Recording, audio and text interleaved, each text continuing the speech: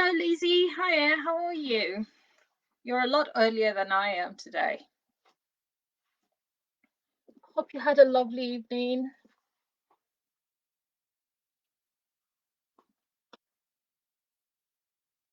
Ooh, I'm going to be on the big TV. Lizzie's going to try and see if she can cast me on her TV again today, so that should be fun.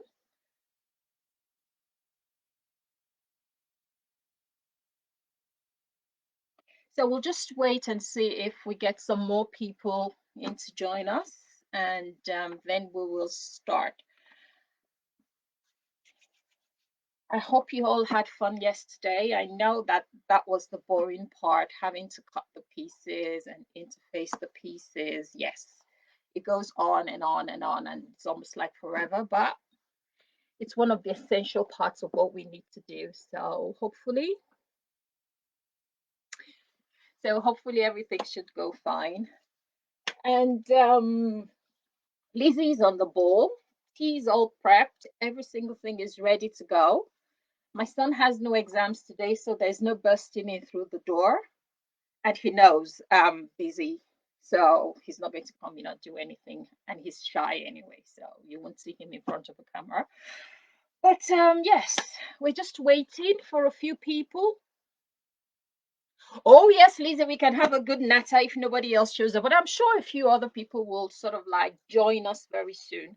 And if you're joining us, please pop in a hello or a hi or a wave or something so we know that you're there. And once I know that we have a few people on, I shall start.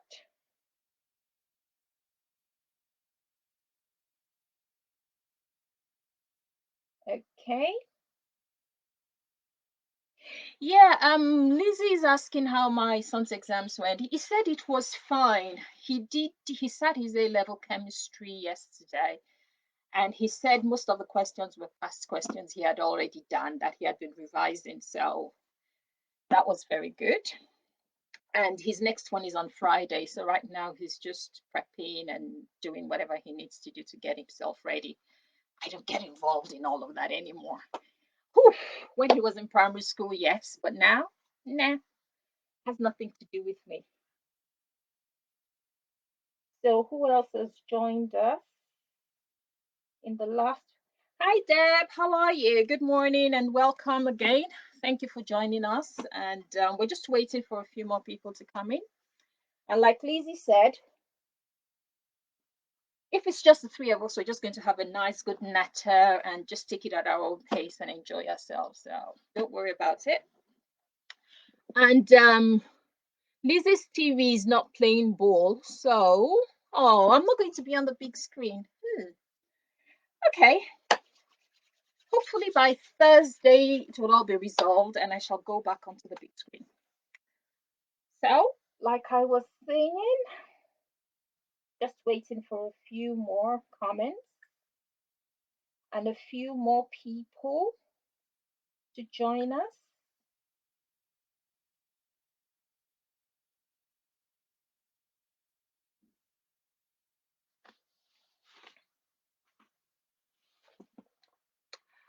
Okay, so when it's 5 minutes past, which is another 2 minutes, I'll just start from where we stopped.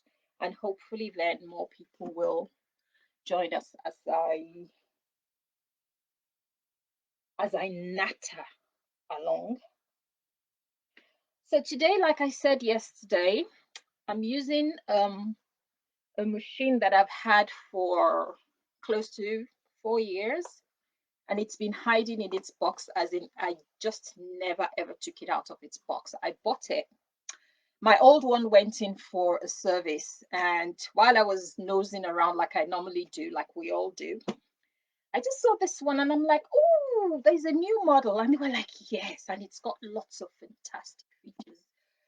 So I said, okay, could you just put one of those in my car? And the guy was like, but you're servicing one that's practically the same as, this one. And I'm like, yeah, but this one is newer. So I just got it, stuck it in my studio, and it stayed there for almost 4 years. And yesterday I decided to be a good girl and to dig it out. And here it is. seems to work, and hopefully should work well for us today. So 5 minutes passed, and we're going to start. And if anybody else joins us in the meantime, that will be. Oh, hi, Gay. How are you? Thanks for joining us today. I haven't noticed you on any of my other still along, so this must be your first one. It's great to have you with us today. So, enough of my natter, my chatter, and I shall go straight into how far we have been. Today, we're making the hope bag. And what we did yesterday was we cut out the pattern pieces and we, well, taped them all together. The ones that needed taping, we taped together. You should have 3 different pieces. And then we cut out all the pieces, interfaced all of them, and we cut out the foam as well, which goes on the bag. And like I said before, the pattern does specify foam, but if you feel your sewing machine would not, because it's meant for home sewing machines anyway, but if you just feel your sewing machine would not go through the bulk, or you just don't feel like using foam, I sometimes use wadding, and it's really up to you really. But and I always say the way my bag feels just depends on how I want it to feel. Sometimes I want a stiff bag, sometimes I want a squishy bag. It's just up to me. So for that bit, that would be up to you. But every other thing is there. And we've got the zipper for the inner pocket, and we've got the zipper for the outer pocket as well. And we would also need bag feet, which I'm not too crazy about, but if you're using bag fit, I'll show you and talk you through what you need to do. And we're going to be needing the base as well, which you can just plastic cotton mats, thin ones if you can find them. So I've got a few here that I can use.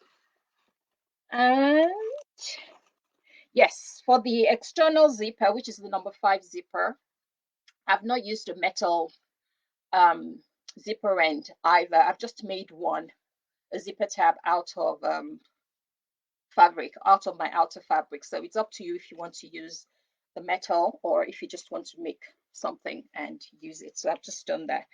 So right at this moment, we should have A, B, C, D, E, F, and G1, G2, G3, all there. And today we're going to start off by working with A and the B's. So the rest of them we put on the side, and we will need the foams as well. So if you're using the foam, you will need it at this point. That's where we're starting from. We're going to attach the foam to our bag, pieces. So I'm starting with A, which is the base, bag base, and I have the foam cut out. Though I'm using fusible foam, I shall not be fusing it on. I shall be sewing it on because foam has a tendency, with me anyway, that's something I've found out. It just has a tendency of doing whatever it likes. It has a tendency of folding up or just scrunching up. So what I do is I pin it, and I don't go easy on the pins, as in I just use as many as I feel would hold the foam nice and flat, so that when I start sewing, it doesn't bunch up or anything.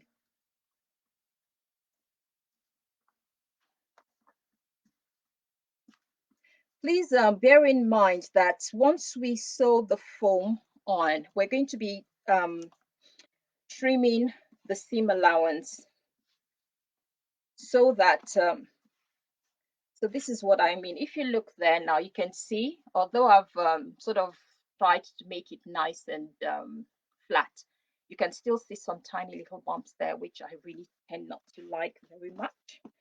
So I'll just take that one out.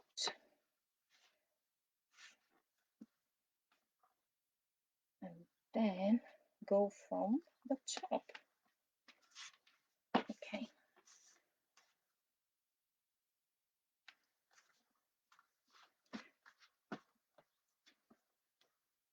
And one more for luck. Okay, so what we're going to do is we're going to sew round with a 1/4 inch seam allowance. Make sure you're sewing like, you know, your fabric, using your fabric as a guideline and not the foam itself, because I've cut the foam bigger anyway. So just 1/4 inch all the way around. And I will foam these ones as well before we start.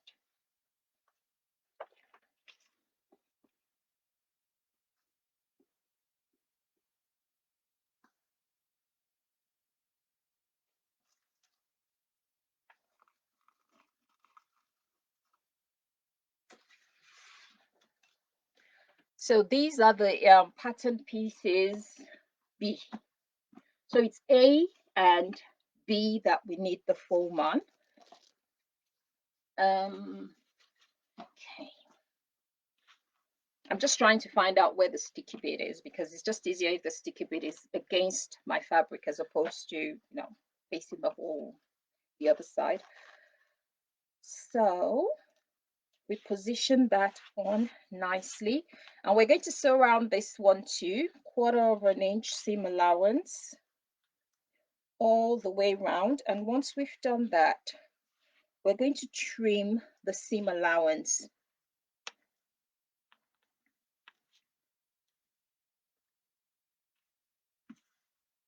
It's a lot of prep work and all, but once it's all done, it's all done.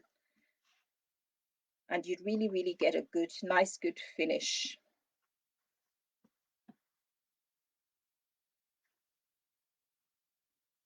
And like I said, the interfacing I used is the Sew Fuse from Castine. Yep, Castine handcrafted. And I'm still loving it, honestly, because I just love the way it feels and everything. It really, really feels great compared to the normal G700 we use here in the UK.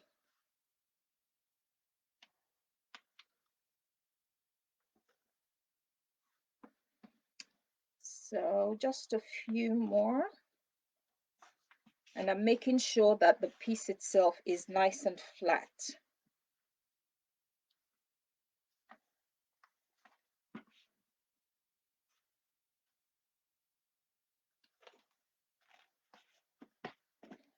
Okay, so that's the second one.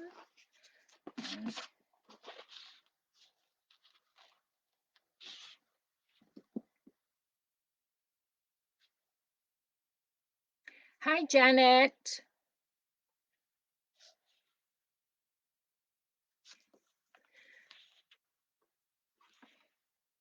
And thank you, Gay, for joining us. Honestly, it's just us sewing, doing what we love to do best. There's no pressure, there's no nothing. You can always go back and watch the videos because they'll be up somewhere on the web, on the Mrs. H website. Some yeah, the sewing inspiration group, it'll be there, and it'll be on YouTube as well. So feel free to go back and watch it again in case there's something you've missed.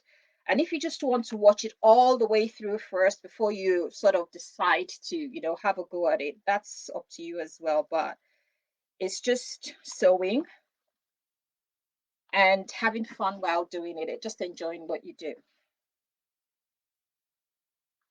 And we also love to see whatever it is you've made. Every single make is unique in its own special way. I don't expect every single person to make things in exactly the same way. We're all different, and what we put into what we make is always different. So I always just like seeing all the different variations and the personal bits and pieces that we put into the things we make. Okay, so there all pinned, we're now going to brave the new sewing machine. Okay, I hope you're all wishing me luck at this stage. Let's do the small one first. And like I said, it's 1/4 of an inch all the way around, and then we're going to trim the seam allowance.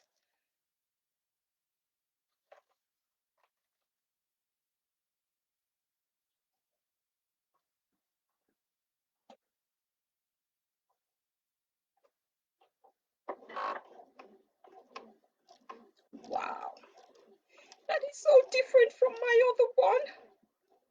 Okay, that's too slow.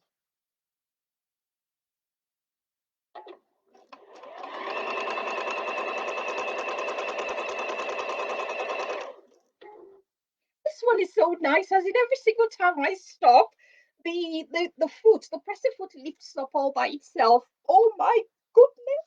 Oh.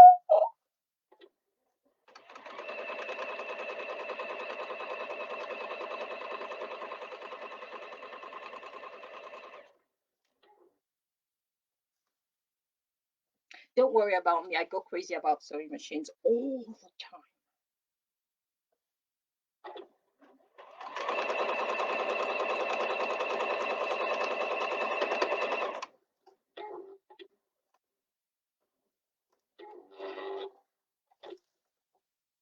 Oh, I shouldn't need. Okay. Learning curve.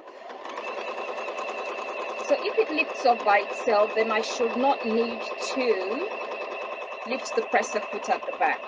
But because I'm so used to doing that on the other one, it's like, it's just automatic. But this is really nice.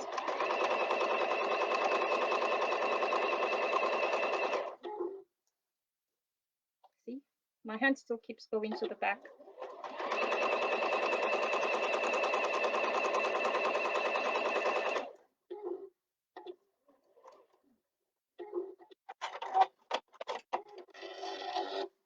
Ooh. Okay, so when you cut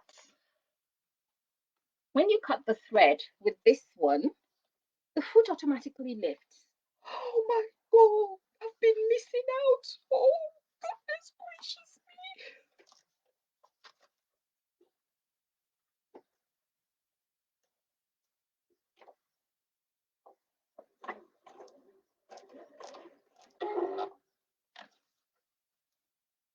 It is a bit bulky, but like I said, I'm going to be trimming off anyway, so that should be fine.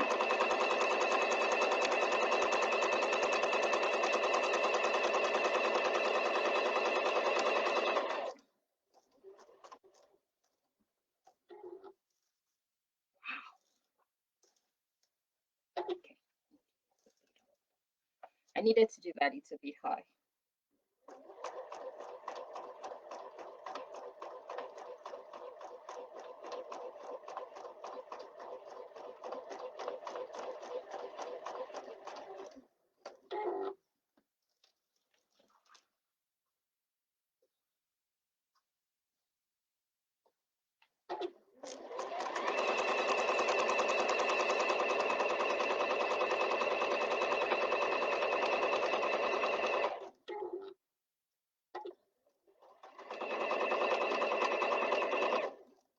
And it's so quiet. Oh my gosh.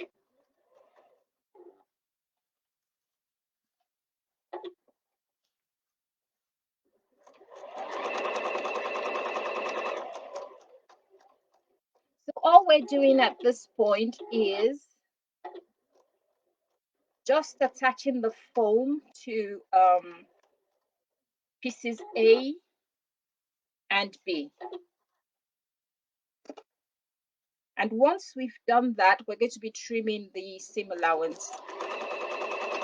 I'm just fangirling over the new sewing machine. It's just like, wow.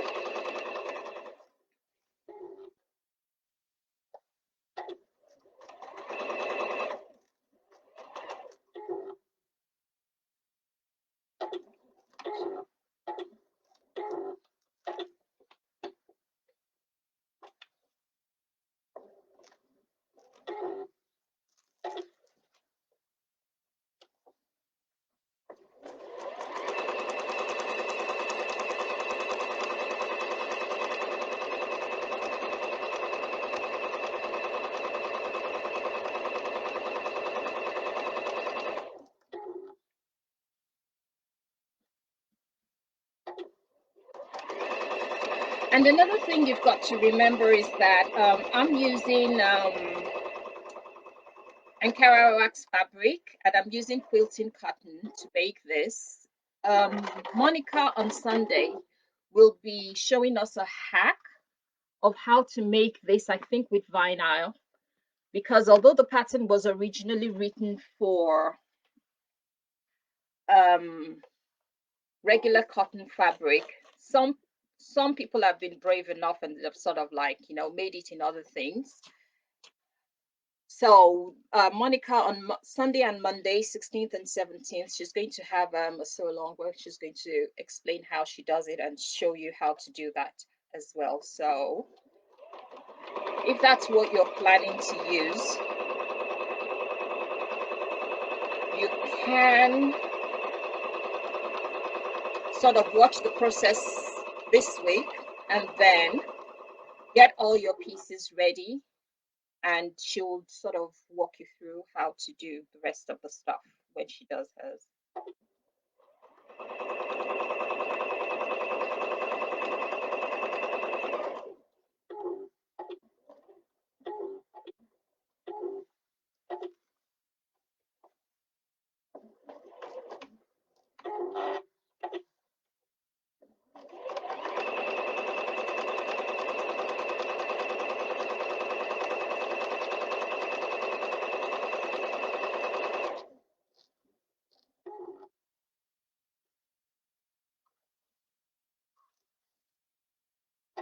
Okay.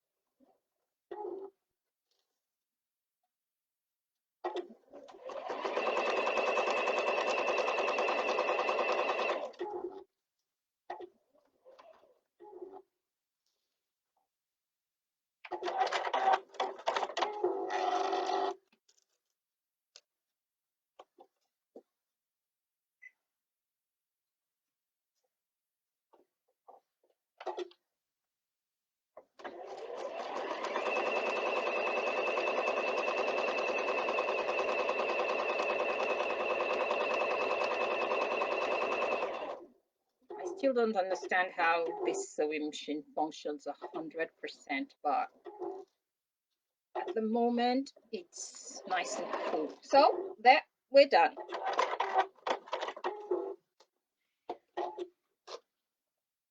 And the next thing we're going to do now is we're just going to quickly trim round all the seam allowances. So what we're trying to do is reduce the bulk on the foam on the seams. So what we're doing is just cutting into as close as we can to the fabric, to the sewing line that we've made, so that when we do finally join them together, it's a lot easier.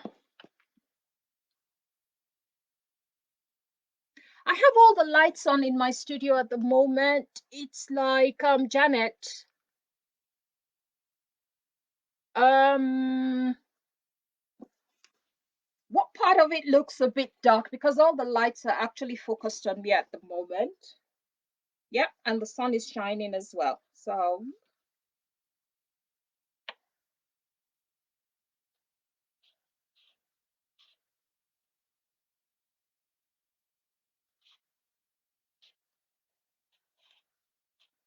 please, you don't make sure you don't snip into your stitches, or you don't cut into your fabric, your outer fabric, because you don't want to have to start all over again.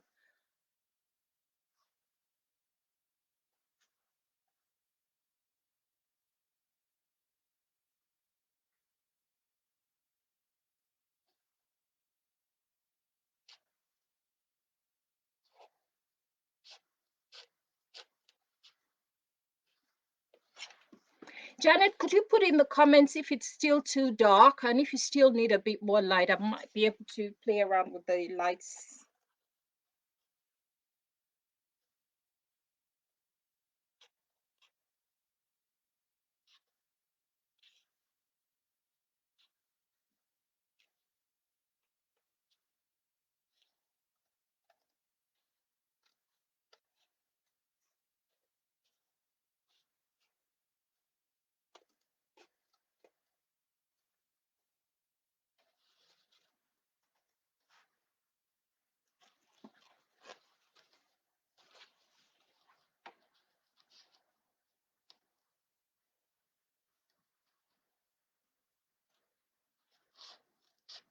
So we're just trimming into the seam allowance now. And there are different ways people do this. It's just that this is the easiest way for me.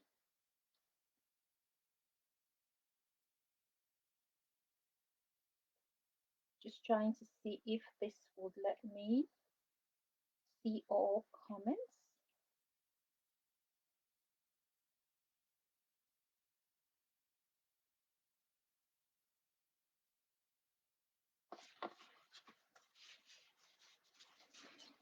Okay, so we just keep trimming. Just going through the comments to see if there's anything I need to answer as I do this, because technically I should be able to talk and do this, though it is tricky. And the seam allowance is only 1/4 of an inch. I guess that is where my problem stems from, because I don't want to cut the wrong thing.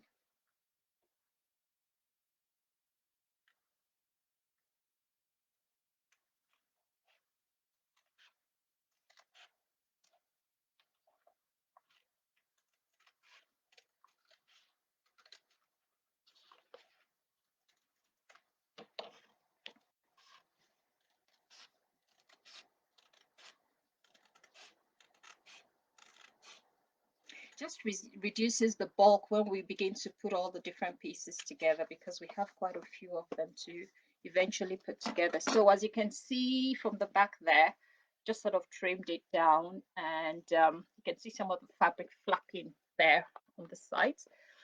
Let's do the difficult ones first and then resort to the... I've been playing with these all day and it still does not want to play ball. Okay, looks better.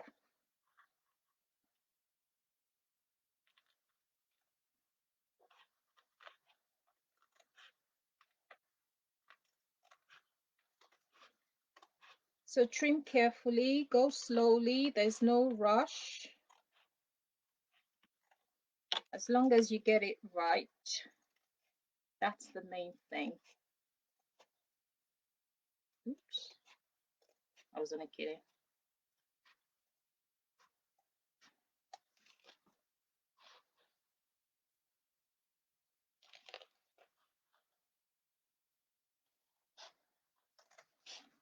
Okay.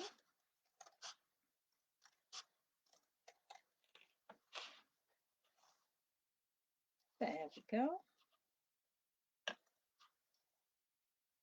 Now, because this one has lots of twists and turns, like I call them, it's not just a straight cut. It's just have to be that teeny weeny bit more careful doing that.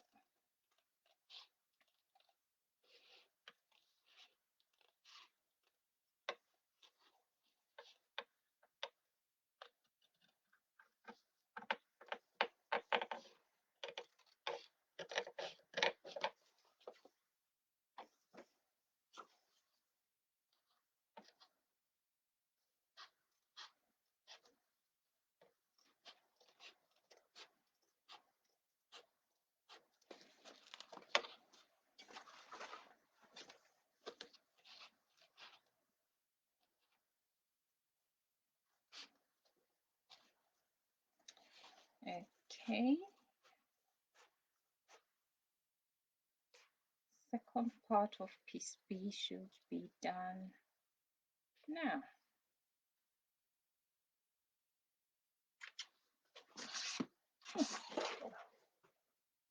So that's 2. And we're going to have to put that to one side for the time being because we don't really need it right now. And on the opposite, on that side, yeah, that's the opposite side. 2 seconds.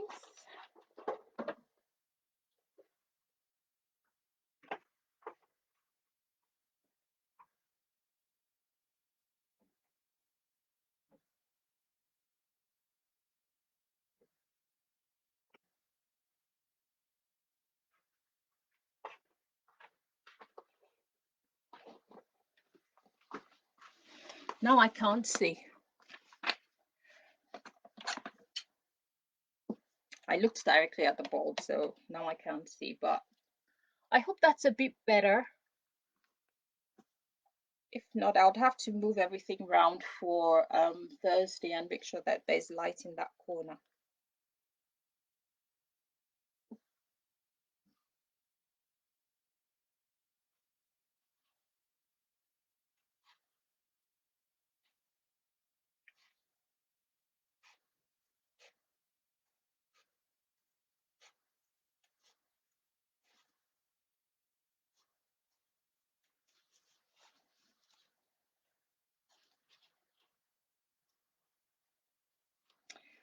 Okay, that would almost be done. And once this is done, we're just going to focus on the lining and try and get the pockets in.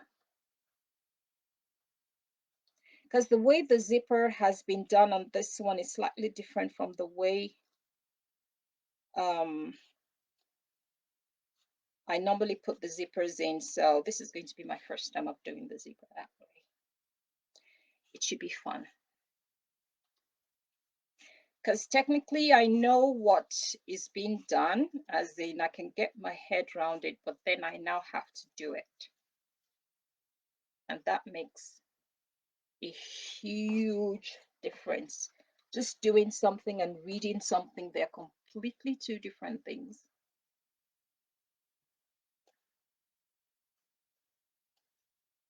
Okay, just a little bit more off of there. And voila, c'est fait. So that's the foam attached to piece A and the 2 piece Bs. So now what we're going to do is we're going to move on to the lining. And for the lining,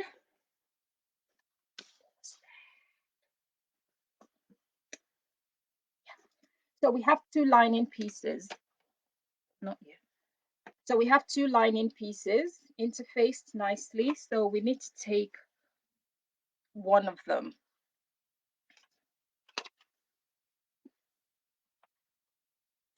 For the zipper pocket bit.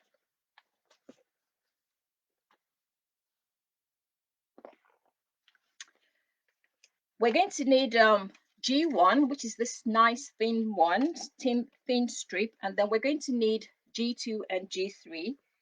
So we'll be predominantly working with those.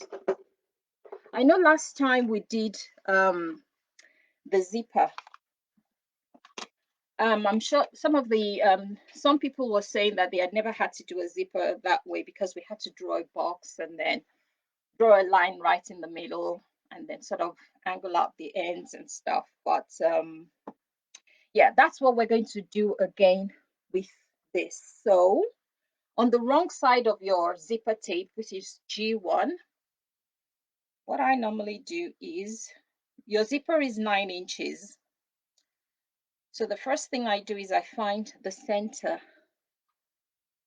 there that way, and I find the center that way as well.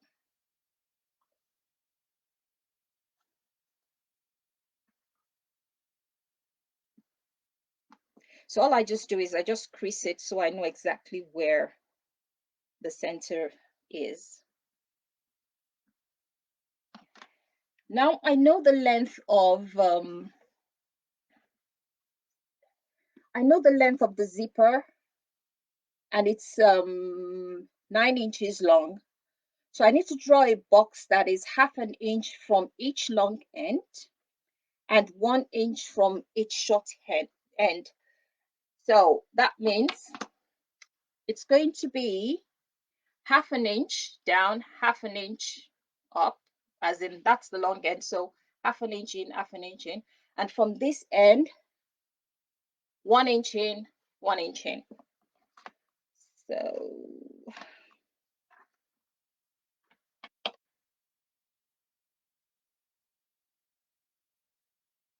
and through, well, doing all of that, technically it should still give me, yeah, it should still give me 9. So if I place that right in the middle, I'm using an inch ruler, so it's easy for me to sort of get the 1/2 inch that I need just by placing that right in the middle and drawing a line straight down from the 9, 4.5, all the way down to there. Turn and do the same thing on the long end again. Once I've drawn this, I'll let you see.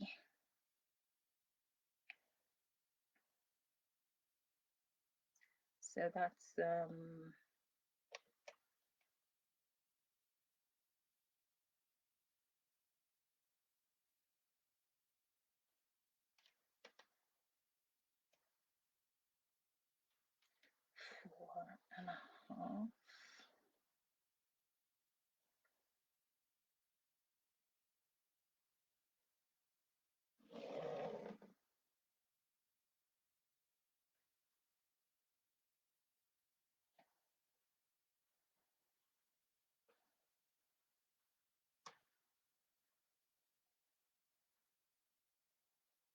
It would be nice if I could read a ruler, honestly.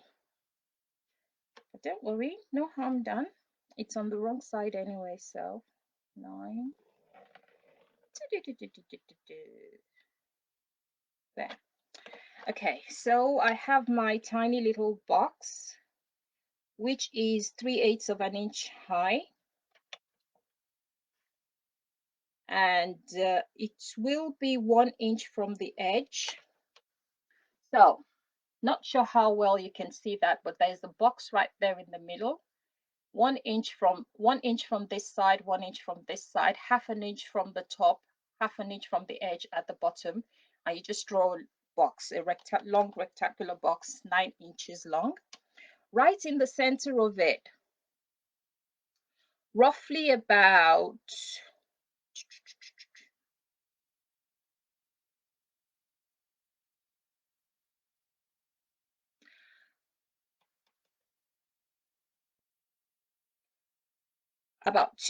about a quarter or 3/8 of an inch from the end, you can you start drawing a line from the end of the box itself, not from,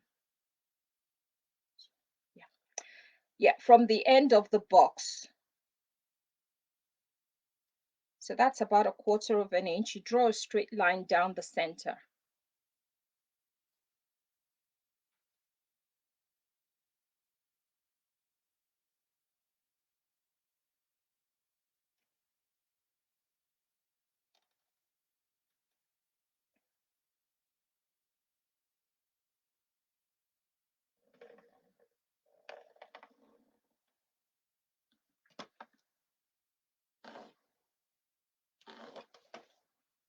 Okay, so straight line down the center. So you should have within the box at both ends, you should have at least about a quarter or 3/4 of an inch away from the very end of each side of the long rectangular box.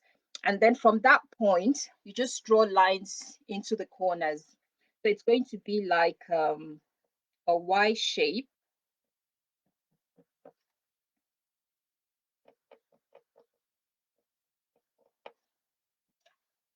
And if my instructions are not 100% clear, it's all explained in the book. So technically, I've tried to make the line a bit darker so you can actually see what I'm doing. So you should have a box, a long rectangular box, 9 inches long, and a line in the middle, plus the little lines on the side that form sort of like a Y shape at the end. Okay. And next thing is we're going to take our one of our lining fabrics.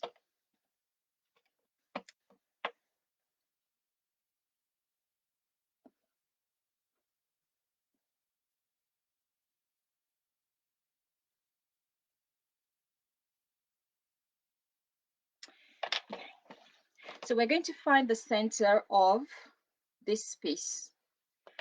And we're placing that little G1 that we've just drawn the zipper line on. We're going to place it right 1 inch from the top on the right side of our lining fabric. Yeah, on the right side. So I'm just going to draw an imaginary little line there. So right sides together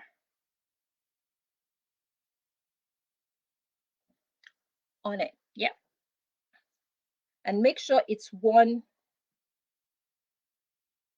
inch from the very, very top of it.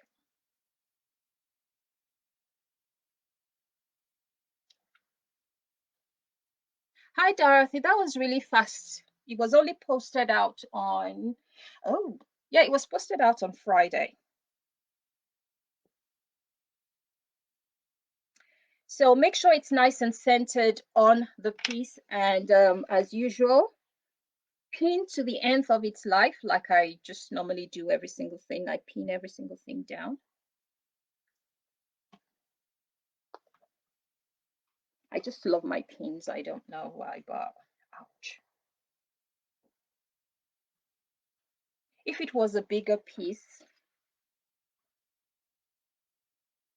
then the pins would have been sort of like far away from that itself. But because it's a smaller one, it's got to be,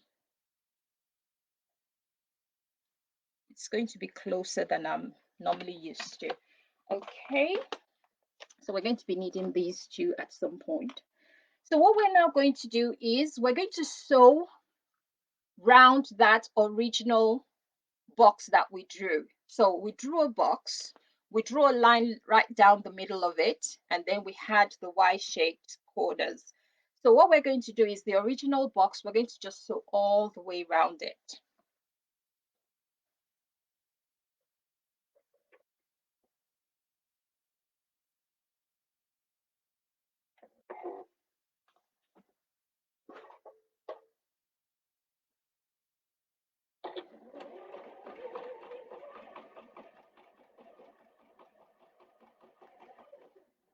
This bit is the bit I know that I can do easily. Yeah, but the next bit is going to be a learning curve for us all.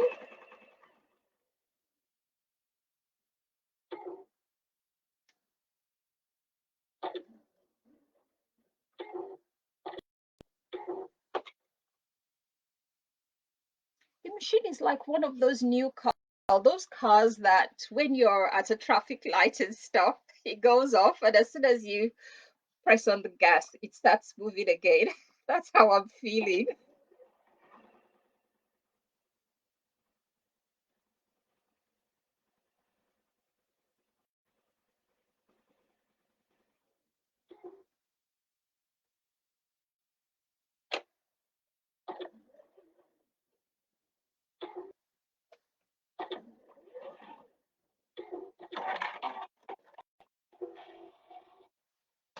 Ooh, like that sound. Okay, so that has been sewn down now, and so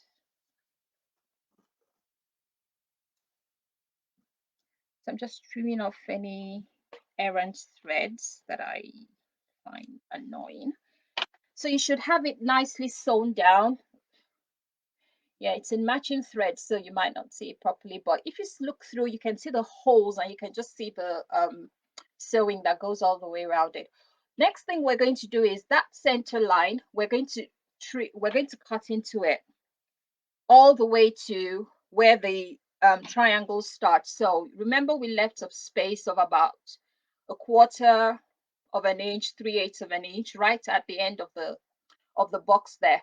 So we're just going to trim from the beginning of that point to the beginning of it down there. We're not going to do anything within the triangle. We're just going to leave the triangle the way it is. So my seam ripper. So I use my seam ripper to make a hole.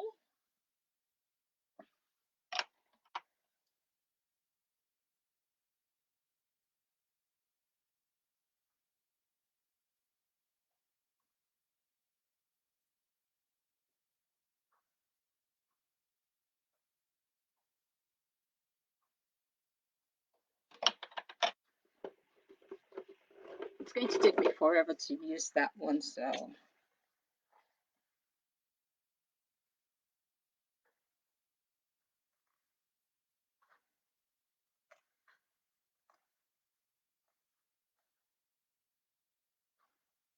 just makes so much difference when you're doing things on your own and when you have to do it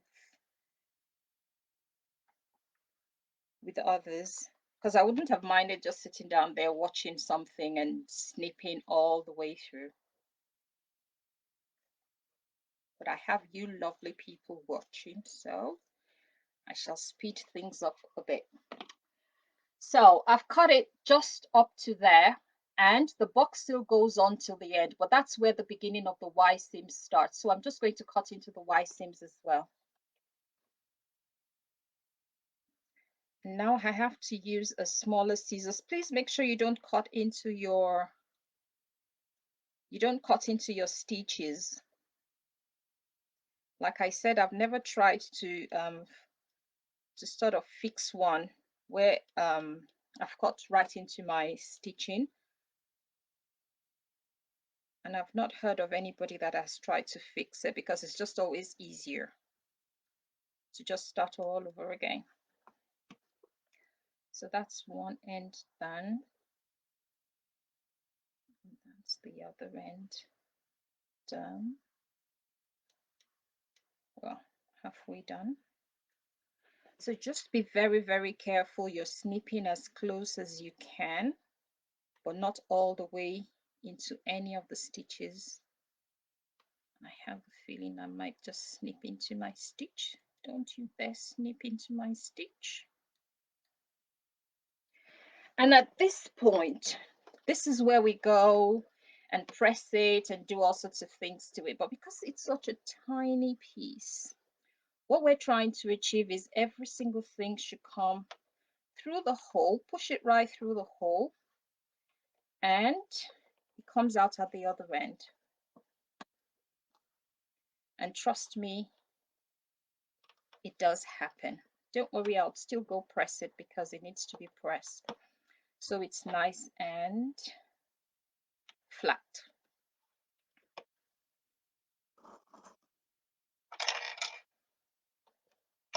So before you do the turning, you could technically steam press all your stitches all the way around before you turn it, or you just turn it and then press.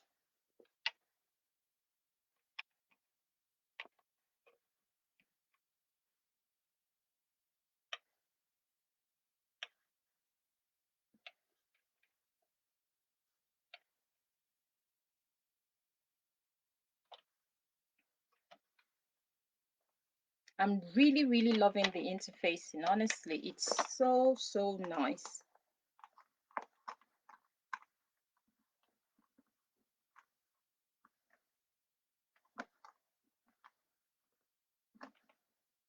And like I said, it was gifted to me by Samantha, who got it from Casting in the US. We don't have it in the UK yet.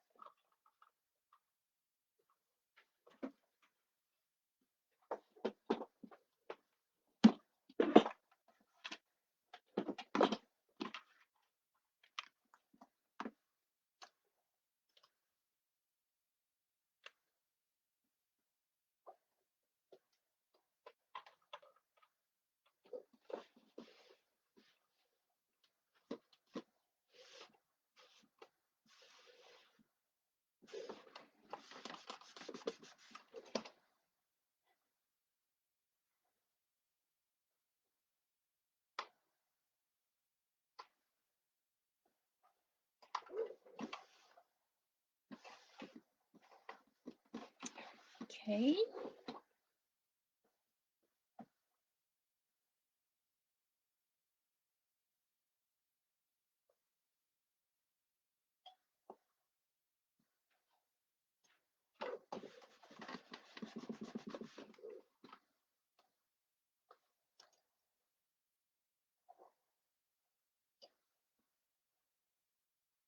So all we're doing is just to have a window where our zip is going to show up once we've made it.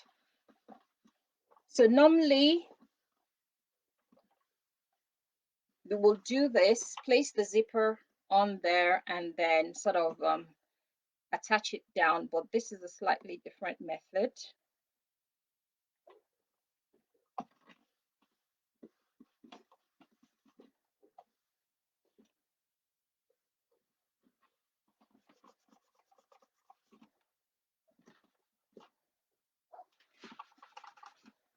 Okay. Oops. Come on.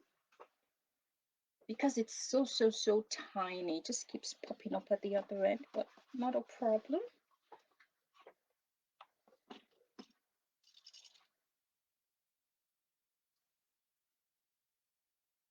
So I'm just going to use the clips to hold it down while we do the rest of the pocket.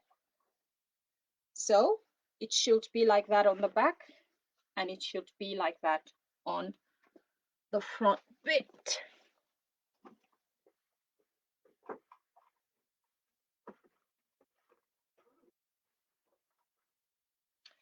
So the next thing we're going to do is, done that, we've got that.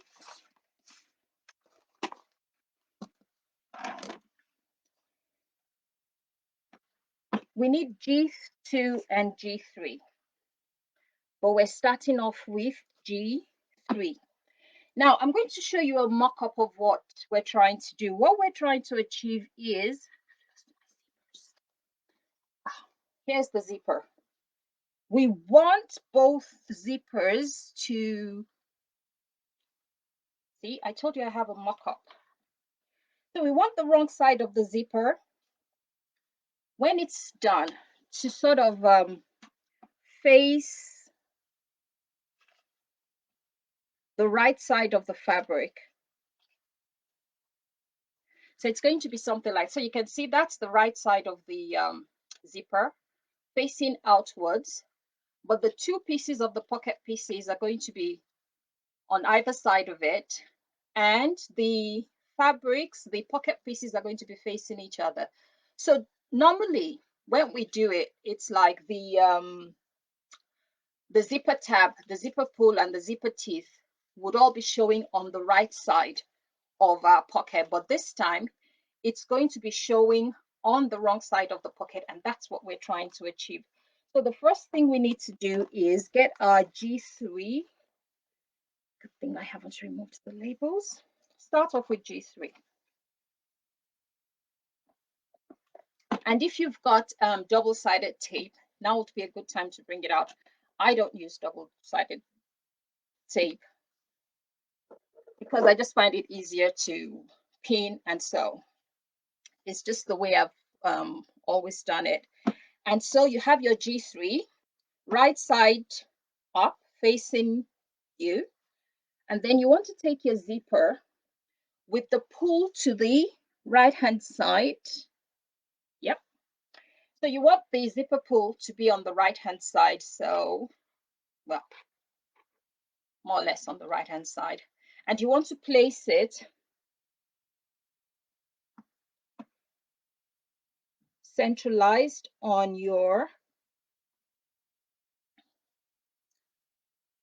the G3 fabric. So I'm just going to find the center of that.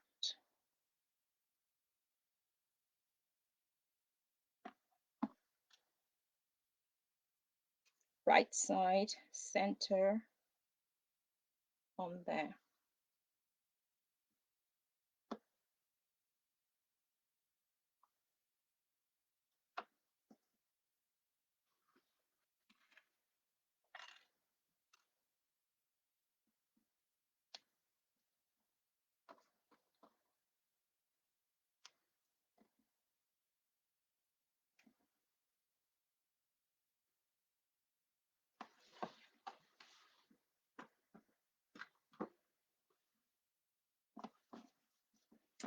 So as you can see, that's the right side of G3.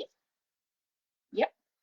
And the zipper is centralized on the top edge. So the top edge of my zipper lines up with the top edge of my G3, and it's pinned down that way. So what I'm going to do is I'm just going to sew a scant quarter of an inch down that line to start with.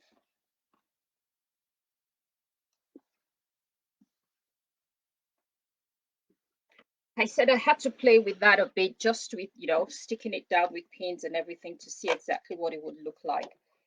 And it does make sense, but getting there is the only thing that just makes my head go woo. So here we go.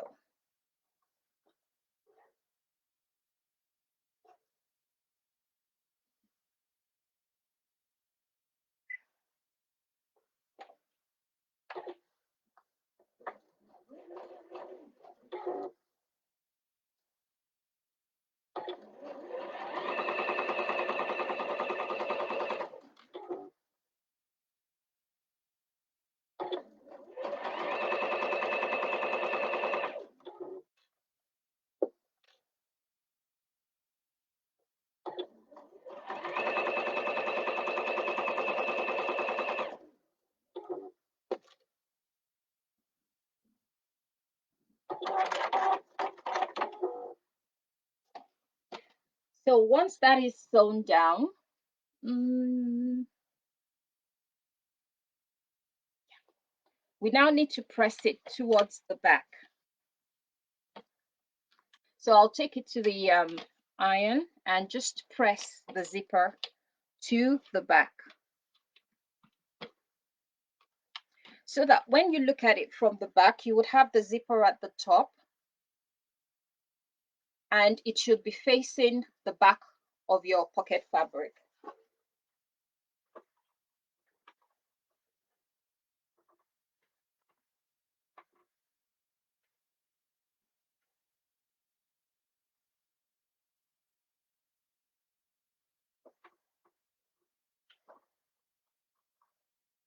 So looking like that. Now we need to take our G2 and we need to add another double-sided tape on. So the double-sided tape just holds it in place while you sew.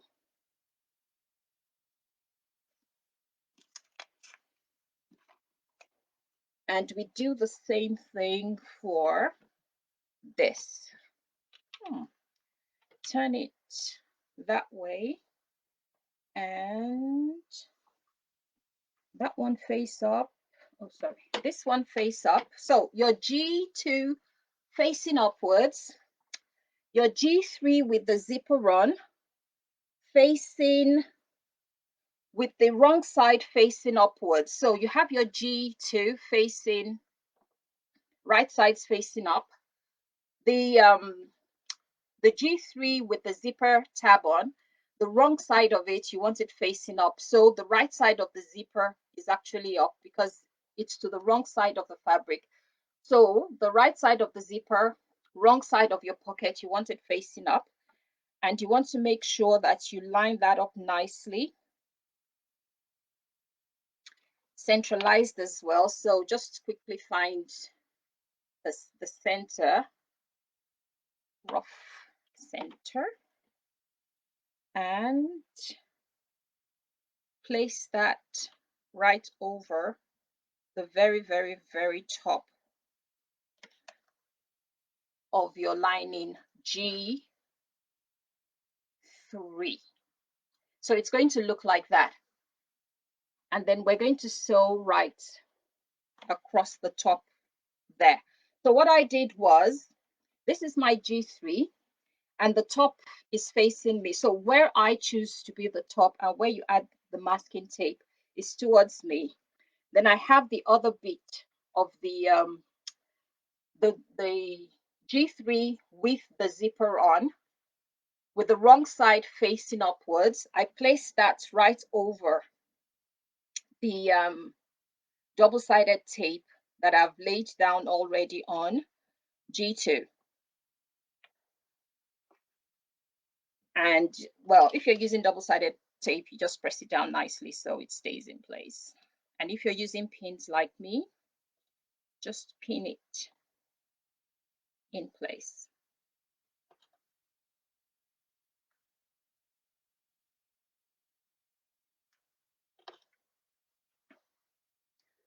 So it's going to, so you'd have both, so you'd have the right sides looking that way.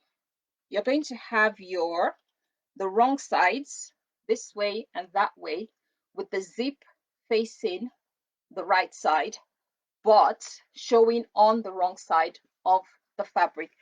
Is that clear to everybody, or would you like me to go over that? Hi, Michelle, you're fine. We've only just started. Just for you, we've only just started.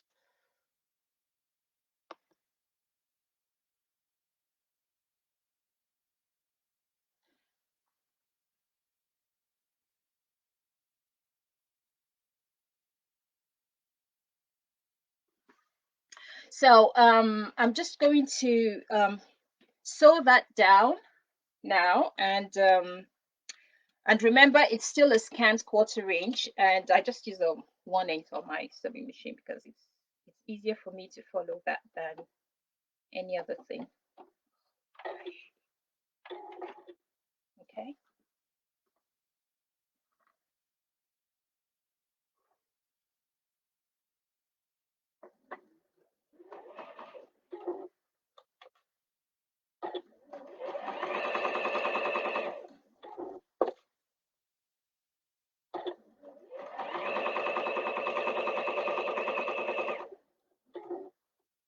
And if I start giggling, it's because I don't know what to do with the machine.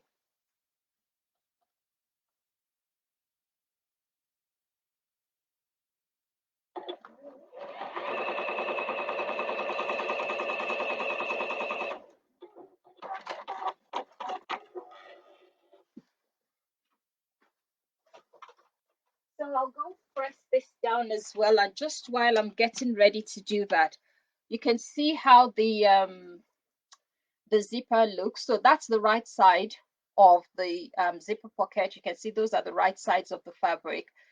But the zipper teeth, you can see it's all on the wrong side. But when you turn it onto the right side, onto the wrong side of the fabric, you can see that the zipper teeth are all on the right side of it. So I'm just going to press that.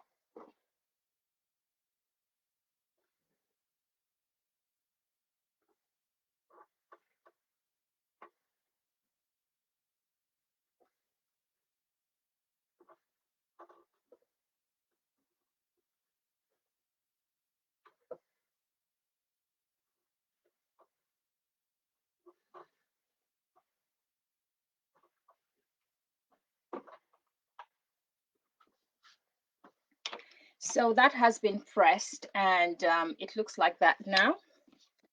So the next thing we're doing is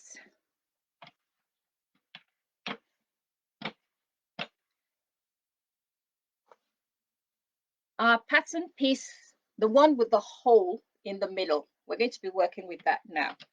So I shall show you what we are doing with that.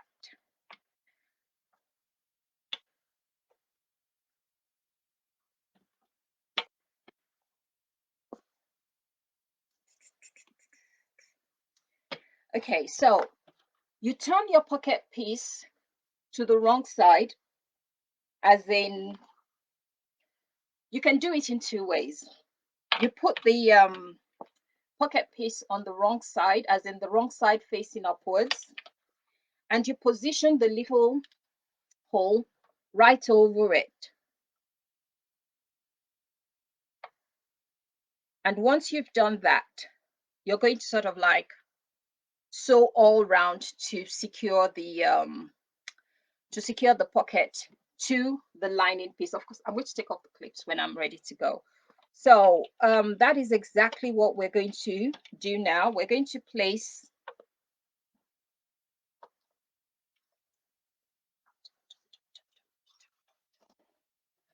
so you can do it that way, or you can turn the lining piece with the wrong side facing upwards, and with the pattern piece, zipper to the right hand side, place it nicely and make sure it's centered within the zipper hole. Please feel free to use double-sided tape to sort of hold it down again if you want to. But like I said, I hate zipper tape. I hate double-sided tape. Don't know why, but I've got loads of it for quilting, which I've never ever used. And because I never use them for quilting, I just don't bother. So we position that nicely over our zipper. And if you've got a zipper foot, now would be a good time to swap it. To swap your regular foot for the zipper foot. So I'm just going to pin this down, then I will show you what it looks like. Like I said, I've never had to attach a pocket this way, so I'm learning at the same time as everybody how to do this. I've seen it being done, but I've just never ever done it.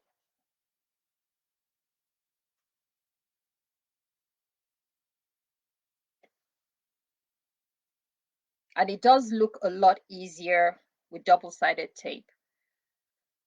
But knowing me, I just never ever choose the easy route for anything. The more difficult it is, the more fun I have. And I'm sure there'll be some people like me out there as well. So just pin down a few more.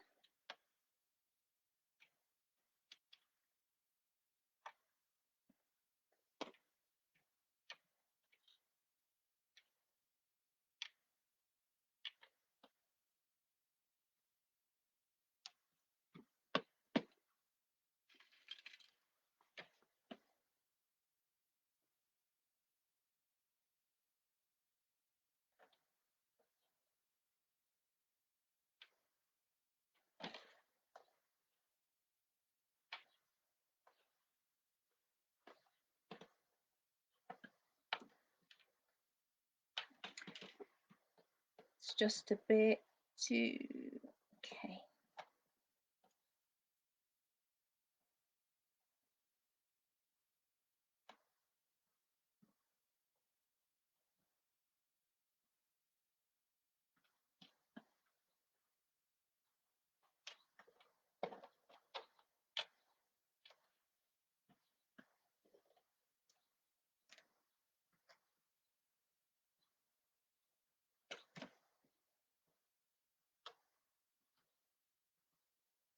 This will teach me not to cut my zippers exactly to size.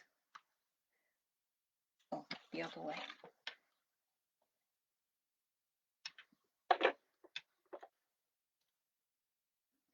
Yep, that works better.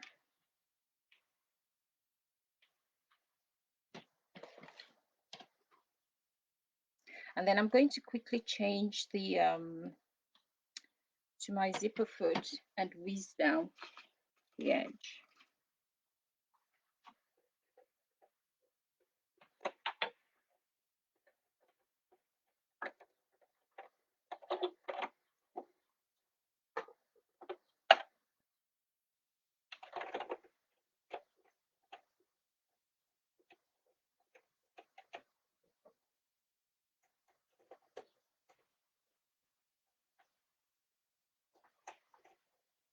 Okay. So I'm just going to sew right round just to attach the zipper all the way around the zipper opening. Come on. Okay. So this is going to serve as the top stitching at the same time.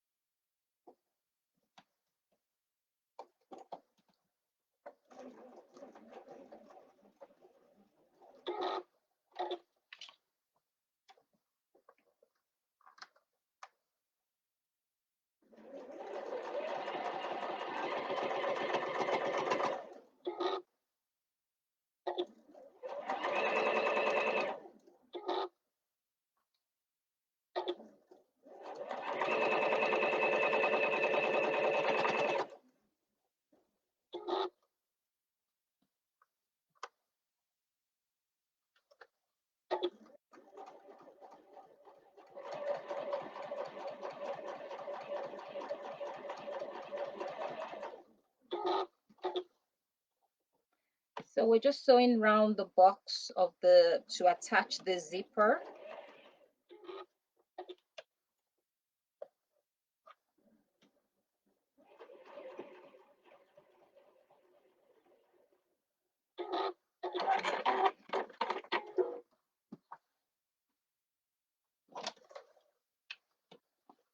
And so the zipper is attached.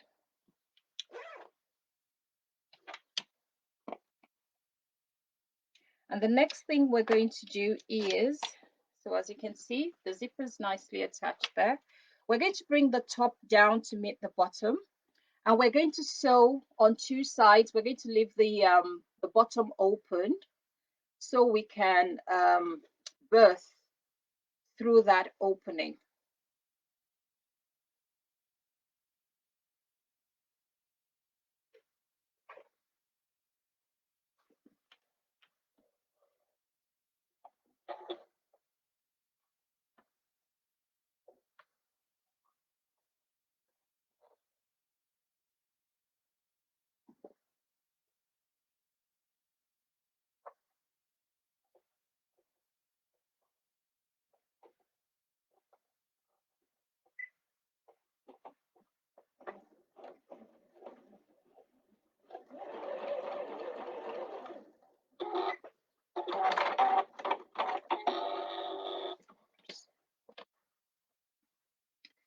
So we're going to sew that together all the way.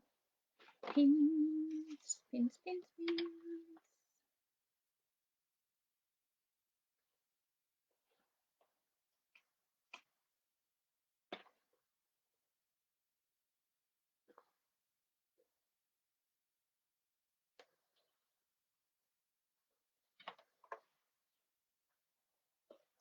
So all we're doing now is change the zipper foot.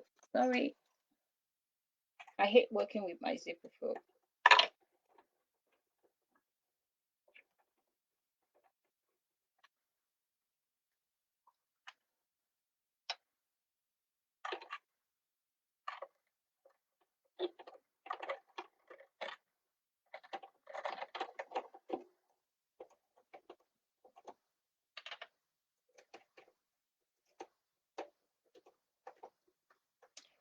Okay. You don't have to actually change your zipper foot or anything. I just find it easier because my zipper foot is it's really very slim right at the mouth there, so it's easy for it to go beside the zipper without any hassle, and I just like it that way.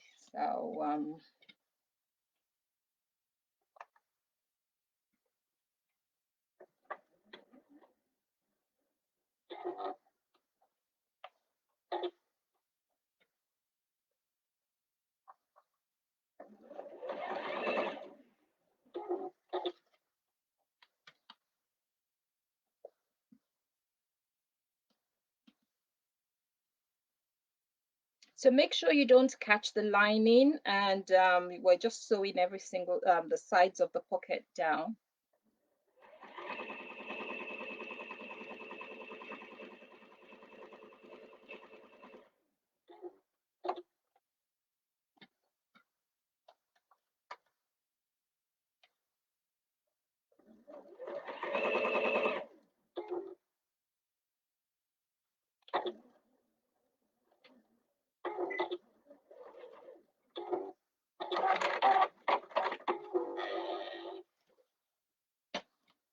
Okay, and on this side as well.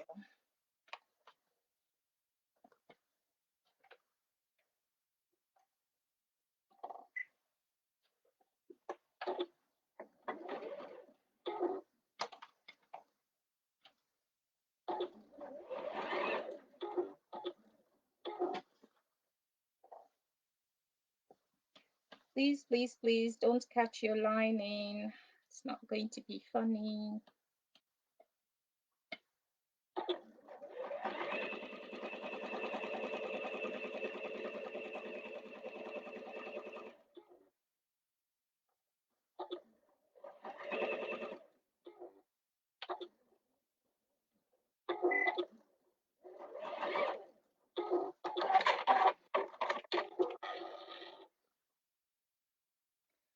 So the bottom of the lining has been left open. Please, please, please make sure you, oh, I think I cut the lining on that one. I will just quickly, where's my finger? Yep, cut the lining. I said don't touch the lining, and I cut the lining. There we go.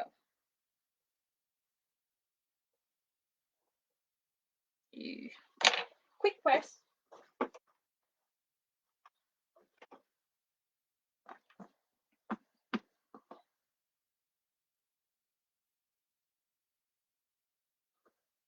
Oh, how could I have got? Oh, I see. Yep, that's fine though. I see what I did wrong, but it's not a major issue. Just follow the instructions and yep. I cut the lining slightly, but apart from that, that's fine. So open up your zipper fully, and you can see inside. Though we've done the zipper in a different way, it still turned out to be the way you want it to be. So when you open the zipper with the lining in the bag, you still want to see your right side, the right side of your lining pieces, and that's what we can see in there. So we've left the bottom unsewn, and we've left the zipper open. The next thing we're going to do is we're going to make the slip pocket. Slip pocket, slip pocket.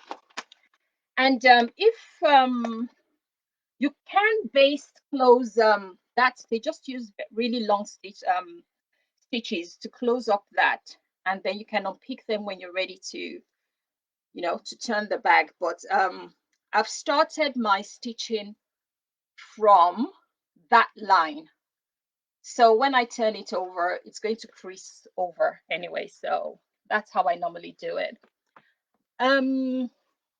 Let's see if there are any questions. Okay, yes, it's great that we can all do things in different ways, and with me, I always try and look for the easiest. You didn't hear that from me, but I just try as much as possible, whichever way is the easiest. So that's 11. So 11 by 5. So we take our lining piece, which is F, and we have a long side and we have a short side. So we need to fold it in half, so that the longest side, we fold it, the short side in half. So we're going to have half of the short side, and then the long side is still going to be whatever the original long side is meant to be, which is why I was measuring it. So we fold that in half. So fold lengthwise, so you have the full,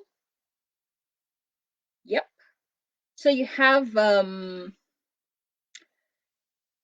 the full width, and then the height is the one that's sort of like halved. So that's it, full width, which is what we cut out originally, by half of the height. And like every other whatever, we just sew round and turn it around, like we do for every other pocket we have to do.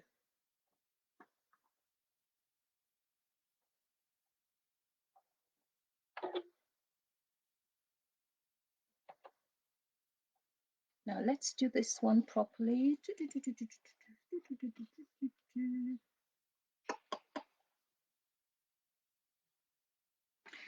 Okay.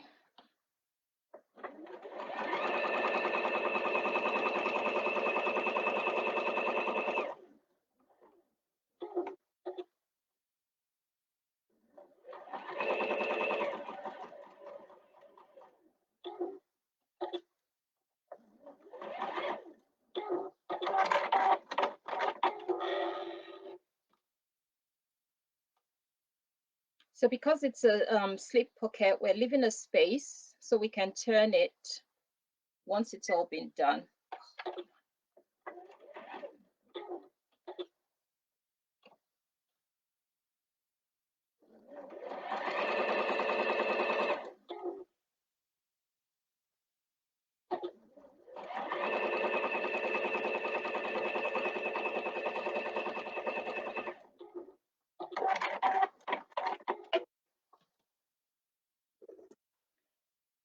So we're going to trim the edges and make sure it's nice and slim. Then we press.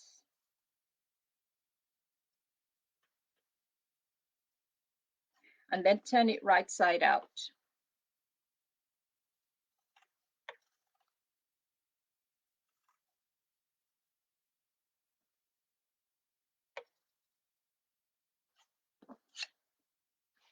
There.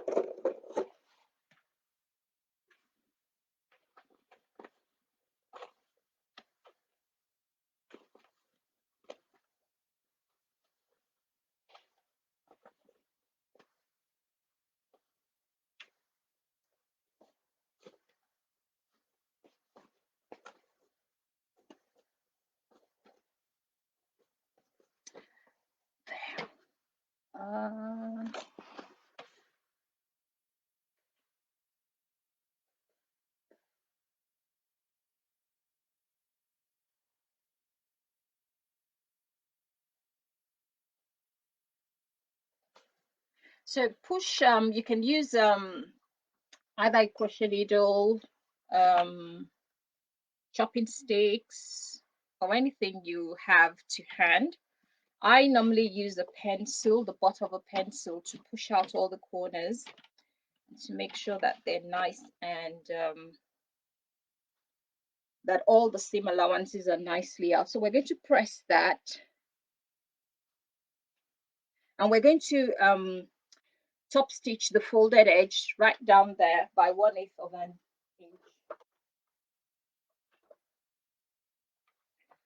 So because of the way I start sewing from the long end and then I go the way I want to go. You can see all I've just done is turned it, but all the seam allowances are folded in nicely.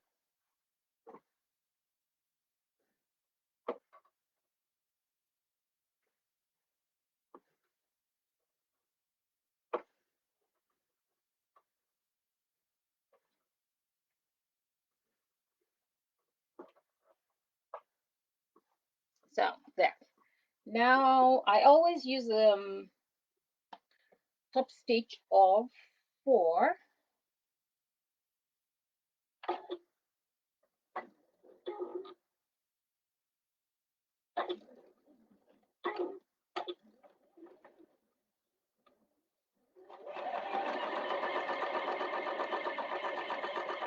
And I'm top stitching on the folded edge, not on the open end, because once we put the once we sew the pocket onto the lining piece, we're going to close up that stitch. So we now take the second lining piece, find the center of it,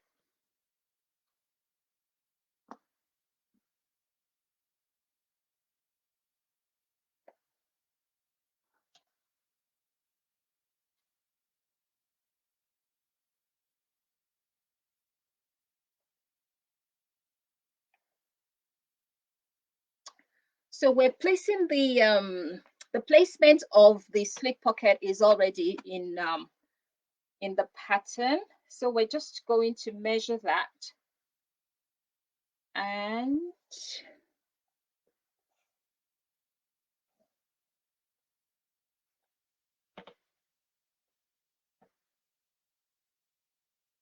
so that's the top end. That's the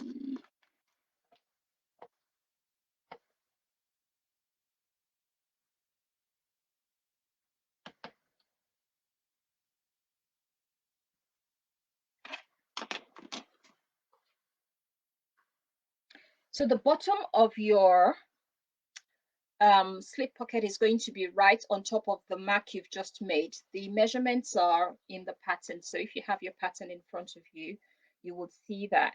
So place that right, make sure it's nice and centralized. You might want to divide your pocket. That's completely up to you. And that you can also do at this point when you're sort of attaching that down. take that to the machine.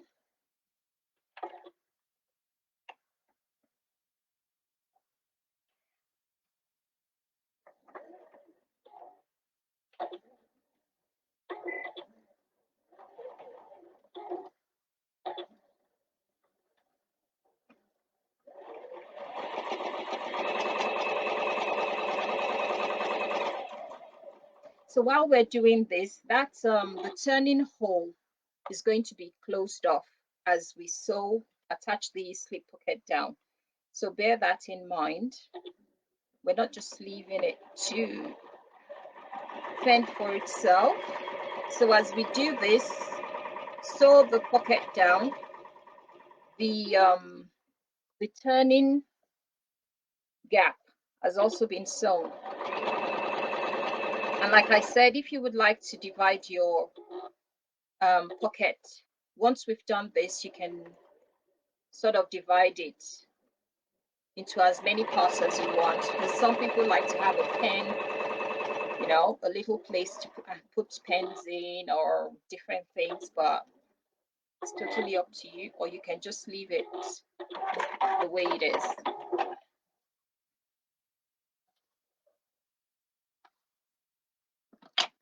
So that is the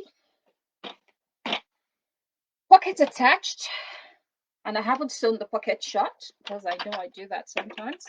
So I have first lining piece with the zipper, and the zipper open, the bottom of the zipper pocket opened, and I have the other lining piece with the slip pocket facing the right way. Yep, there. So the next thing we're going to do is we're going to prepare our zipper. We're going to attach the zipper closure. Okay, and to do that, I already have my needle and thread, my little thimble on the side. So we need to prepare the zipper, and the way to do that is, okay, I did that earlier. You come down and then you fold. What we're trying to do is make it nice and neat at the top. So it's going to be, the zipper's facing me right now. You can do it from, just a second, I can't see that very well.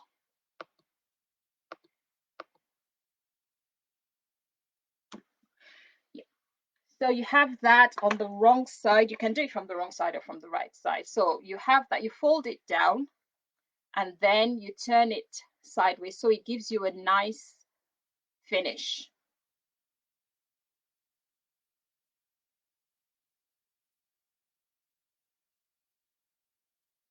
So you fold the edge. Does it say how much you need to fold it? Not really, no. So you fold it down, and then that tiny piece, you bring it up and fold it towards the left, because I'm doing the left side, and you get this nice curved finish up there. Now I know it's a bit, I'm showing you from the back because I think it makes more sense when you do it when you look at it from the back. So this is the front of your zipper, and that's the back. So you fold it towards the back, and then the folded piece towards the back, you move it to your left, just the bit that you folded, move it slightly to your left, and you've got the zipper that curves nicely towards your left. And this is where we just quickly tack it down so it stays in place.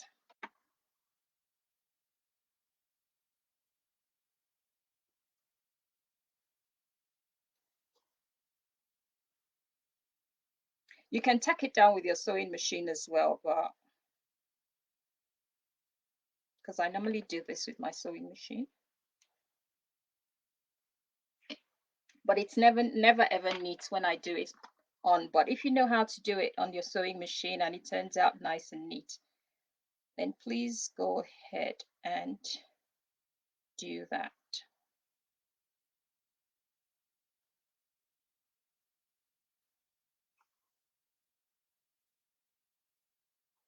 So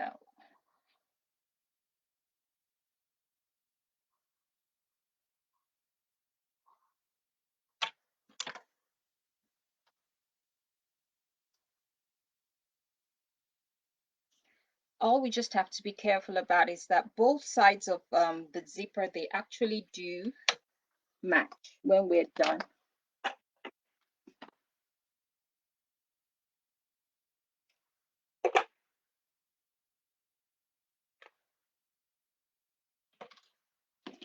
And then on the second side as well, we're going to turn it down, up a bit, up a bit.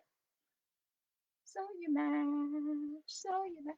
Then we take the flap at the back, turn it to our right hand side this time because it's the one on the right. And so it's fold backwards.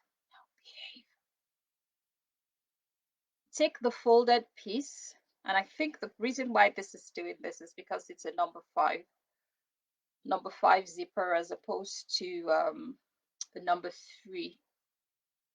They're a lot easier to work with. Okay, so as you can see, they more or less match. We're just going to assume that they're the same length. So we stitch that down again, baste it down so it doesn't do any funny things while we're sewing.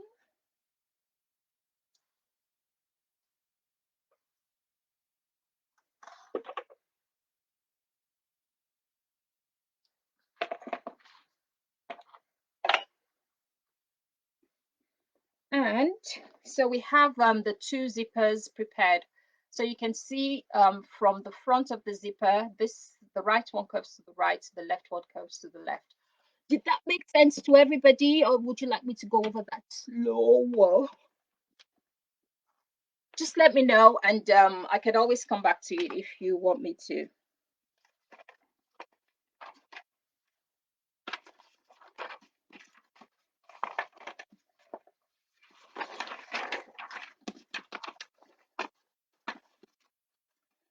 So we're working with top piece C now. So we're going to moving on to the main fabric. We've done every single thing we need to do with the lining, all done and dusted.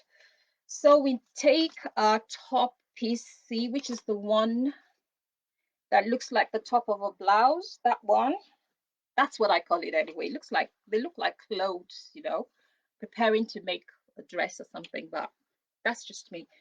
So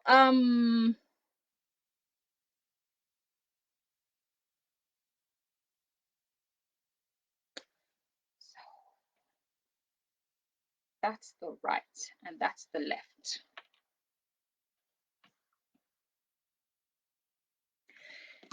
Now we have to make marks because the zipper is not going to go all the way down. I think this is called the Butler method or something, but it's not going to go all the way down to the end of, you know, the piece. So what we want to do is mark our pieces and make sure that yeah, mark our pieces and make sure we position every single thing correctly. So with the zipper is going to be facing the right side of the fabric, but before we get to the right side of the fabric, we need to mark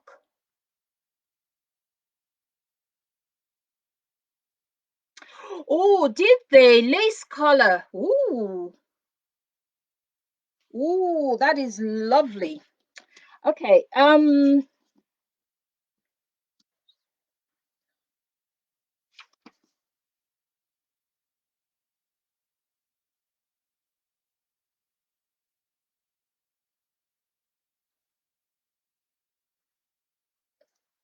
okay, so this is the left side. The fabric is facing me. The right side of the fabric is facing up. So I need to mark the left side, says what the market is meant to be. Trusty ruler. And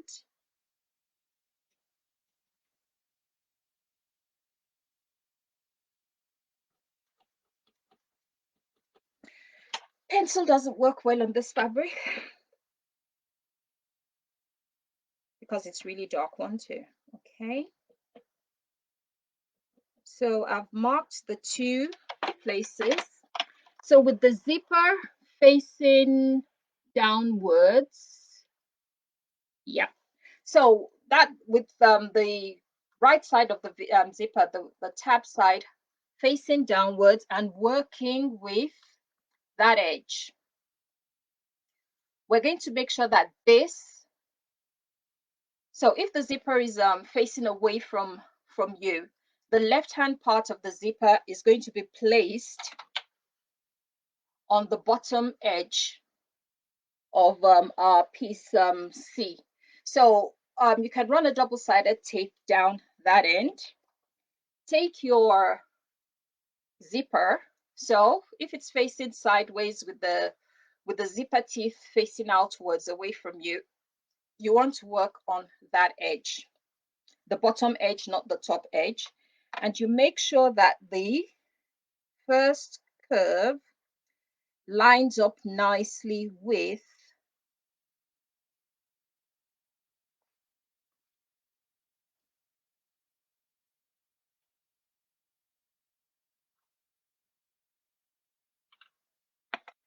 the mark that we made on the left hand side of the fabric. So remember, we have to make 2 different marks. The correct measurements for each mark is already, it's in the pattern. So if you look in the pattern, it's going to tell you exactly where it's meant to be. And we pin all the way to the other mark that's on the right hand side. Remember, there was 1 mark on the left and there's another one on the right. So we keep pinning till we get to the one on the right.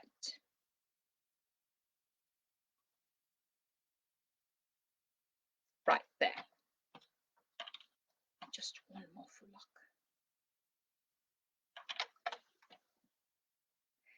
And on this side, on the edge, on the right edge of PC, we need to sort of measure so much up so we can flip the tail of the zip away from our sewing. So roughly about there.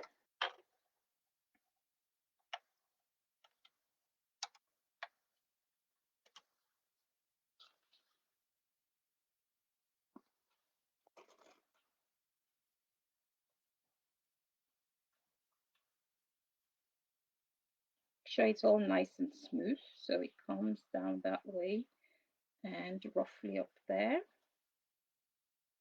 I'm going to sew the tab down at some point, and once that has been done,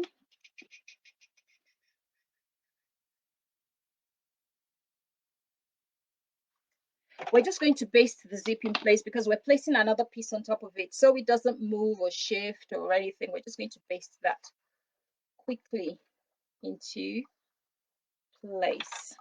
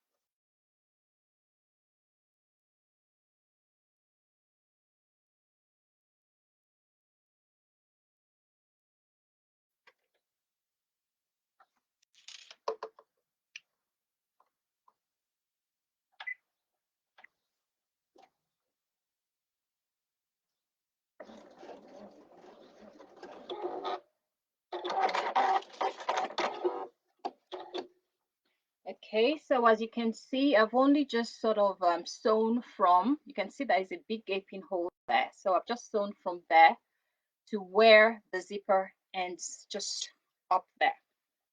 And then, ah,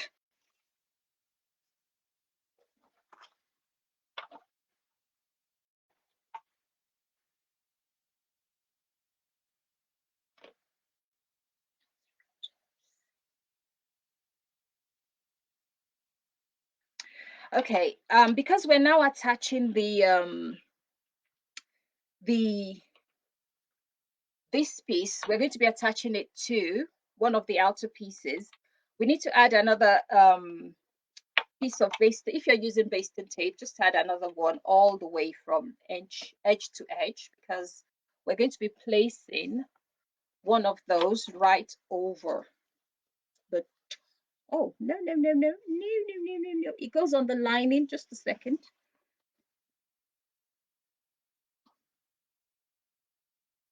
Lining, not the main fabric yet. So we take one of the lining pieces. I knew there was something that wasn't right reading it.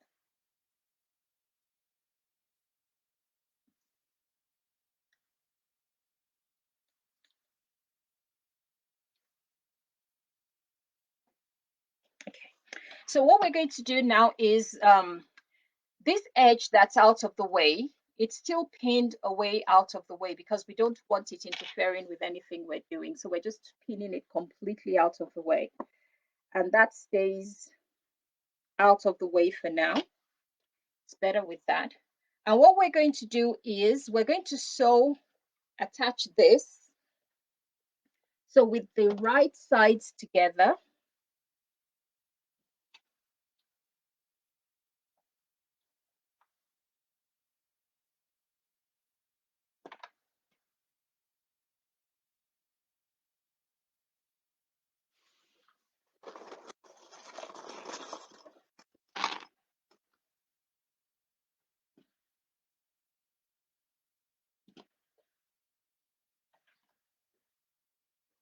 we're going to be attaching this to the lining. It's like attaching a yoke to a dress or something. But that's just me. I have to give things, context. And so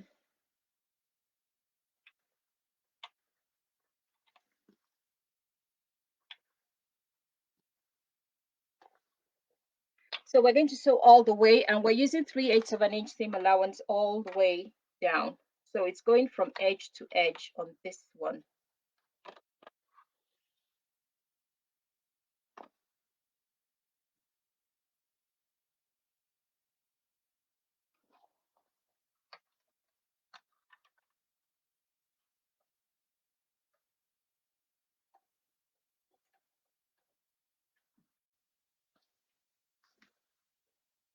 Okay, oops.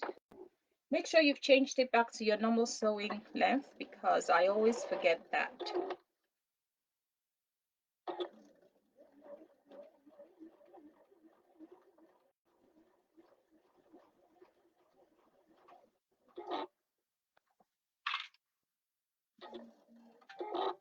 Ooh, the lacy one looks good. Lizzie has just posted the lacy one.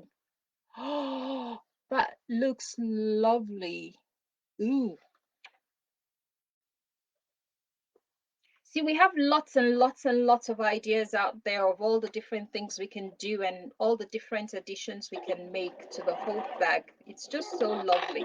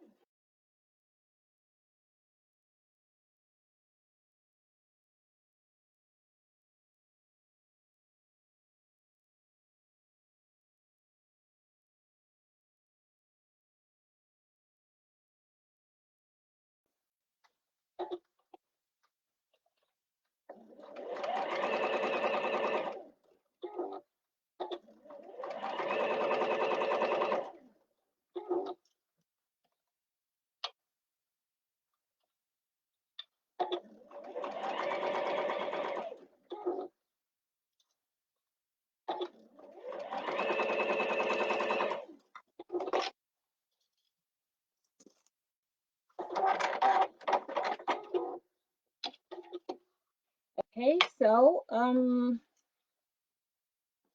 that has been sewn down, and the other bit we now have to do is, yep, that still goes away from it, is to sew the other part of the lining onto the other part of the sorry, the other part of the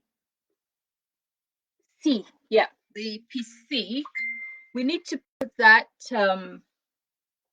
we need to sew that to the other part of the zipper as well. So we would have this lining with this, and then the other part of the zip, if we open that up and do the same thing, same measurements and every, no, this is going to be the edge width.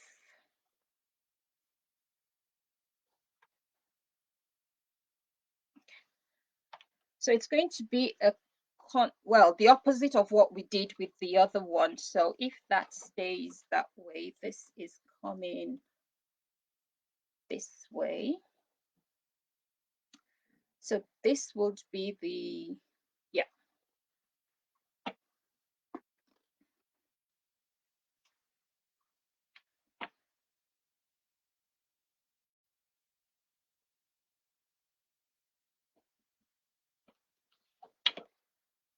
So if the left, there are two measurements there. There's one that says on the left-hand side, you do so much, and on the right-hand side, you do so much. This time, it's going to be flipped over because they will end up facing each other. Yep.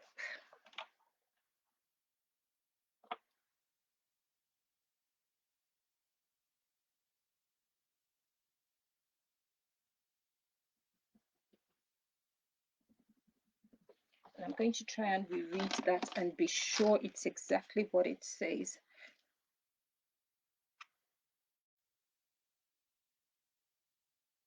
Yep, that's exactly. So flip the measurement. So on the first one, we had a shorter measurement on the left-hand side, and we had a larger measurement on the right-hand side. On this other one, we have the larger measurement on the left-hand side and the smaller measurement, no, the smaller measurement on the, yeah, on the right and the larger on the left. Yeah, I'm confusing myself just reading it. And we do the same thing we did. Can I still see my marks? Yep, there and there. So the very, very tip of the zipper facing right sides down, no, this way and this way.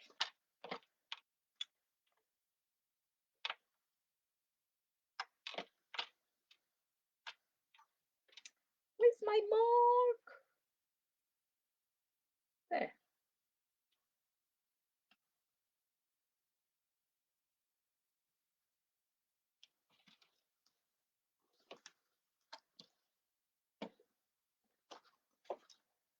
It's going to go. Sorry, I'm trying to just figure this out, and it's right side zipper facing downwards this way. That doesn't look like. Oh, actually, it does. Yeah, so that there. So the curved edge of the zipper stays on the part with the shorter measurement. I think that's the easiest way to say that and to show that. And then the rest of it goes all the way, and we stop at exactly where, if I can find it. Gosh, this fabric is horrible with pencil. Should have known. Oh, found it.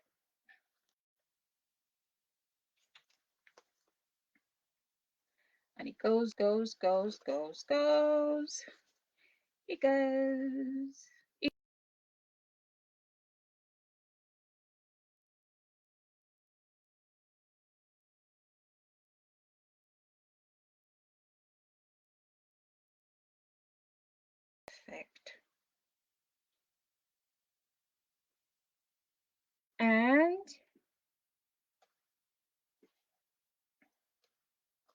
hopefully the zip ends should match up nicely. And sew down, so it's going to open up. Let us make sure before we start sewing it down that it actually matches up.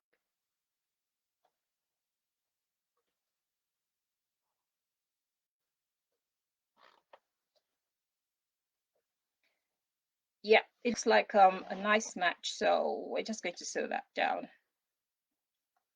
Fingers crossed, it should be all fine.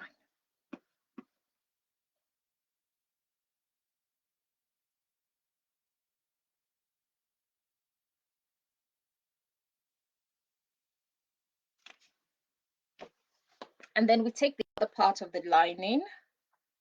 So if you've used double-sided tape, so that would be properly stitched down with the double-sided tape. And if you haven't, just like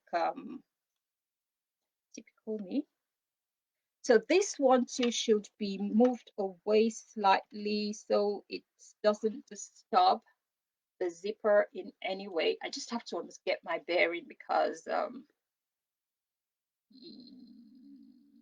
yes, so I don't sew the tail of the zipper.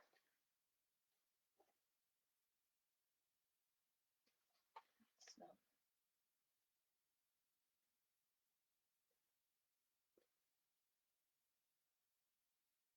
that's roughly about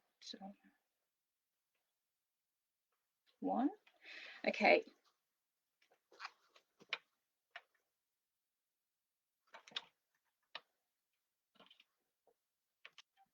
I'll just baste that down for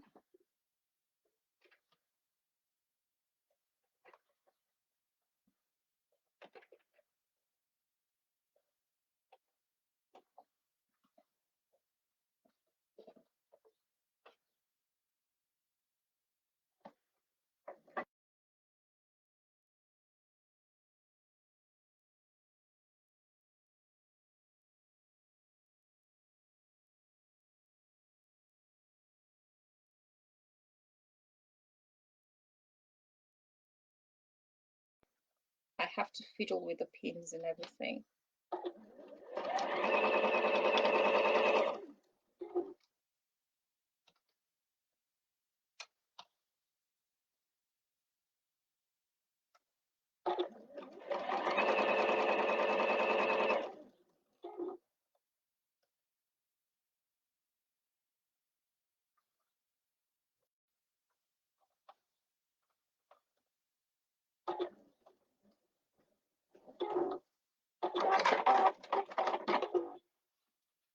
And the next thing we're going to do is we're going to attach that bit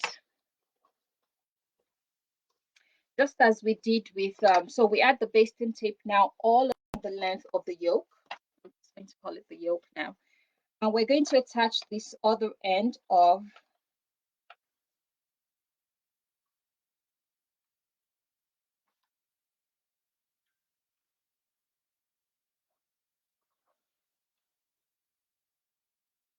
to this.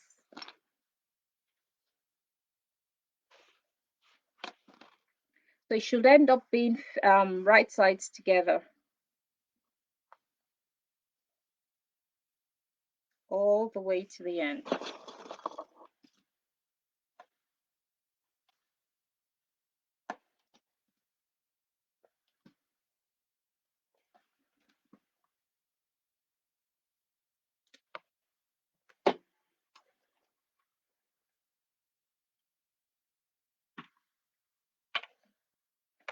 So all we're going to do now is we're just going to sew that bit down, and we're going to stop for today because tomorrow we're going to finish off with the lining and then go on to finish the outer and put the rest of every single thing together.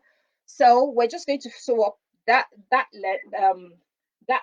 bit, add the yoke to the other side of the lining so that your lining pieces should be facing each other once it's done. So we're going to do that, sew that down, and tomorrow we're going to start with finish off the sides of the lining, and then we're going to start on the outer, and hopefully we should, oh sorry, not tomorrow, on Thursday. Oh my goodness, I forgot.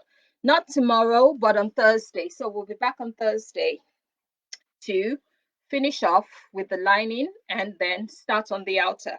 But it's really taking shape now, and I just want to say thank you for everybody, to everybody that has joined us, and it's really been great. It's really been fun, and there are a few news on this one, so I've learned a bit on doing this as well. So thank you very much, and I'll see you all Thursday.